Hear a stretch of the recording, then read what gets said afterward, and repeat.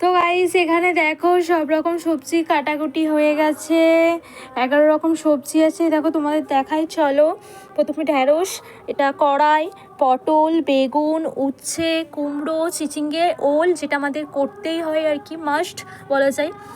এখানে কলা ভাজা, এই যে নারকেল নারকেল কাটা আছে, আলু ভাজা, আর তার সাথে দেখো এখানে এই যে এটা ছাঁচি কুমড়ো বলা হয়, ছাঁচি কুমড়ো। এই যে চালতাটা এই যে তেঁতুল দিয়ে চাটনি হবে। আর এটা দিয়ে এই যে এটা দিয়ে আমাদের ছাই, মানে নারকেলের ছাই যেটা হয়। আর এই যে পুঁই শাক হয়।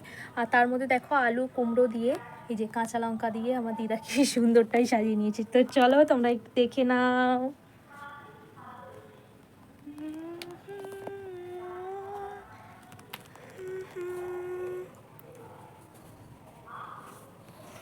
তো দেখো সমস্ত কিছু রেডি।